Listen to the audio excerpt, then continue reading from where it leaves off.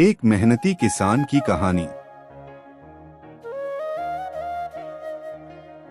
एक समय की बात है, एक छोटे से गांव में एक किसान रहता था। उसका नाम रामचंद्र था। रामचंद्र एक बहुत ही मेहनती और परिश्रमी किसान था। वह गांव के खेतों में दिन रात मेहनत करता और अपने परिवार को आवश्यकताओं के लिए पूरी तरह से संतुष्ट करता था। एक दिन गांव में अकाल पड़ गया। बारिश नहीं हो रही थी और जमीन सूख गई थी। सभी किसानों को अपनी फसल के लिए चिंता होने लगी, लेकिन रामचंद्र डरने वाले नहीं थे। वह जानता था कि मेहनत से किया हुआ काम कभी बेकार नहीं जाता है। रामचंद्र ने अपने खेतों को और अच्छे से सिंचित करना शुरू किया। वह रात दिन मेहनत करता रहा, पानी की बचत करता रहा और पौधों की देखभाल में विशेष ध्यान देता रहा। दूसरे किसान उसे हंसते और मजाक उड़ाते रहे, पर रामचंद्र अपने लक्ष्य के प्रति सदा संकल्पबद्ध रहा। कुछ समय बाद बादल उमड़ आए और बारिश शुरू हो गई। रामचंद्र की खेती के पौधे जीवंत हो गए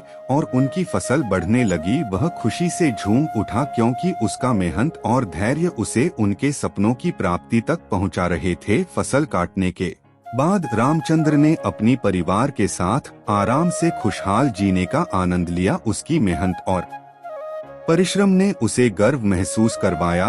वह गांव के बाकी किसानों के लिए एक प्रेरणा स्रोत बन गया। आखिरकार गांव की जनता ने उनकी मेहनत और समर्पण को मान्यता दी और उन्हें सम्मानित किया। रामचंद्र की कहानी और संघर्ष गांव के अन्य किसानों को भी प्रेरित करते रहे।